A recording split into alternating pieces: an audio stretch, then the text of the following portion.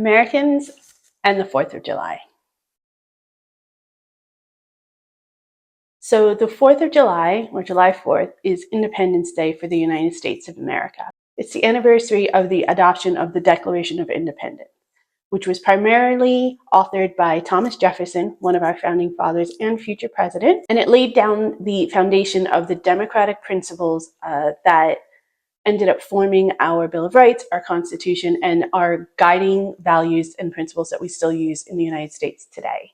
4th of July is when the document was actually signed by all of the members of the Continental Congress. It was sealed and sent to King George III, the monarch of the great country of England at the time, but ultimately declaring that we, the 13 original colonies anyway, were no longer part of Great Britain or the British Empire, and thus the United States of America was born. One of the biggest things that we do is enactments. So we'll reenact battles of the Revolutionary War, sometimes, especially in the area of Philadelphia, where I used to live, because that was where the Second Continental Congress actually drew up this document and met to plan out the American Revolution and how we were going to secede from the British Empire. They do reenactments of the signing of the Declaration of Independence, of some of the speeches, and they'll do all kinds of American Revolutionary significant moments throughout the city. And it's really, really cool and really beautiful. It gives you kind of a sense of personal pride being from Philadelphia about that's where the birthplace of our nation really started, and the idea of our free nation started to develop. Now, patriotism is a huge part of American culture anyway. You know, we fly our flags all the time. We play our national anthems at almost every event. And it's considered a staple and stereotype of America where our patriotism comes into play. But it's never, ever as significant as it is on or around the 4th of July. All homes have American flags hanging.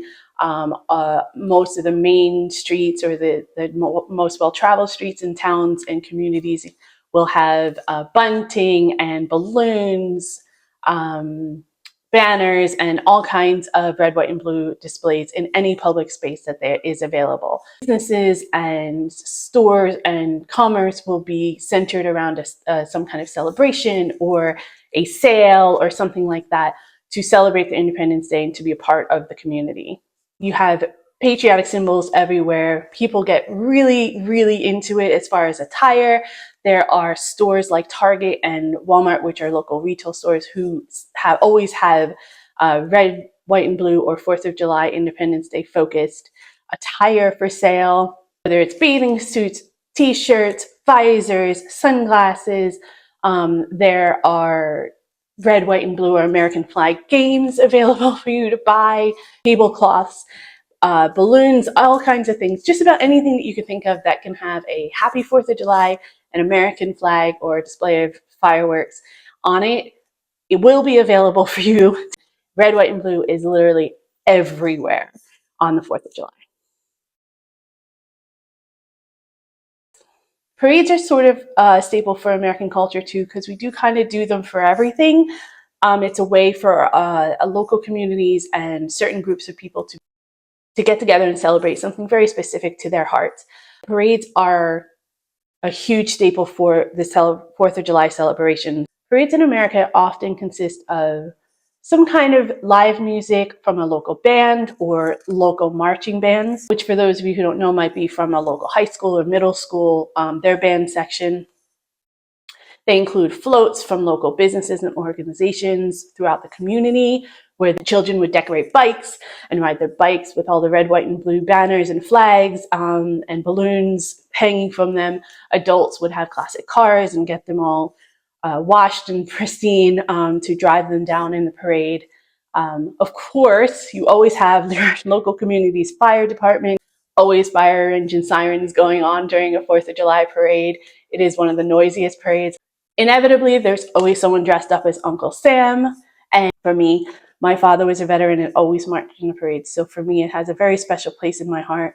And I'm always going to think of going to the parades with my family and seeing my dad march in his uniform with his rifle protecting the colors of the United States flag. And it's one of the things I always think about whenever 4th of July comes up. So I grew up in New Jersey. So it was very, very common to go down to the shore for a 4th of July celebration, particularly if it fell on, like this year, it falls on a Thursday. So lots of people would take Thursday and Friday off and make it a long week. And just go down and rent a house or get a hotel room down the shore and just have some fun. It's usually pretty warm in the country in July. The water is pretty warm as well, even in the Northeast. So it's really, really fun and refreshing. You have tons of water activities. You have fishing, you have boating, you have parasailing, you have surfing. Always local live bands playing.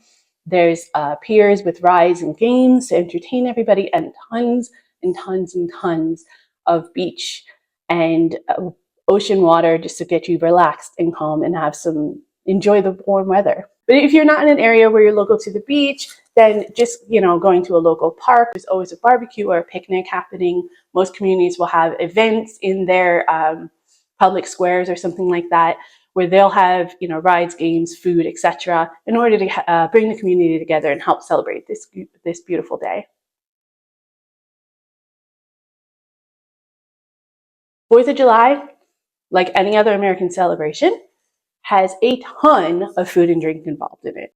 Now, this could be something as classic as hot dogs and hamburgers, maybe some chips, maybe a very basic salad, a rack of ribs, or sausage and pepper sandwiches that are homemade, corn on the cob, some beer in a cooler, some soda on hand, and some bottles of water. Some people go really, really fancy and will do things like clam bakes, or will put like lobster on the grill or salmon. And I've even heard of some people doing things like pig roasts and things like that. Particularly, like the community will have a pig roast or something like that. There's always a dessert as well. Ice cream, red, white, and blue cookies and cakes. It will always be on hand as well. No 4th of July celebration would be complete without fireworks. Many people will be able to do a small fireworks display even in their own backyards in certain areas, and you'll be able to shoot some things up in the air, but do some land kind of fireworks displays.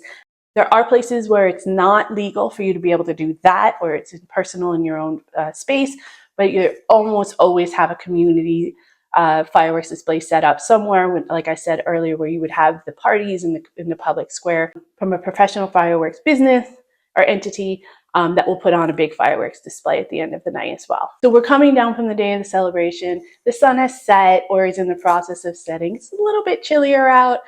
The night sky just lights up with tons of colors and sounds that remind us of our national anthem. Basically, it's symbolizing the rocket's red glare and bombs bursting in the air, which are very key lines from the Star-Spangled Banner, which is the United States national anthem. It doesn't really matter how you get to do it. It's just a matter of celebrating our independence and representing the American Revolution and how we ended up beating this, at the time, thought to be unbeatable army and armed forces to become an independent nation. A lot of people ask me what it's like to celebrate something like American Independence Day in a foreign country. It's strange to say the least, especially when you grow up being inundated with it, where you go to a store or on your way to work, you see displays of reminders of, 4th of July or fireworks celebrations that are coming up.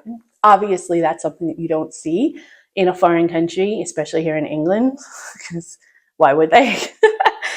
But for me, it always boiled down to just getting together with family and celebrating my dad's veteran status and just remembering the sacrifice of a lot of people. And it's about everybody coming together and really becoming a melting pot of all of those different backgrounds and all of those thoughts and ideas and trying to find a way to live together.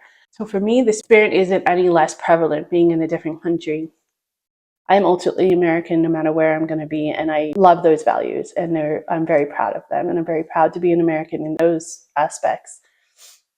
So I will be sporting my American flag sunglasses and probably wearing some kind of patriotic t-shirt, and just spending the day with people that I love, just remembering the spirit of this day and having as much fun as I can in the opportunities and the amazing experience I have to be part of a nation that was built on overcoming adversity and being able to put a footprint in the world.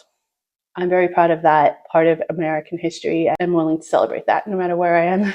To all of my fellow Americans, no matter where you are, no matter how you're celebrating, I wish you a very, very happy 4th of July. To anybody watching this that is an American, I hope that you guys realize that this isn't personal against anybody or a slight against England in any way, but it is a very proud day for me, and I definitely had to acknowledge it and celebrate it.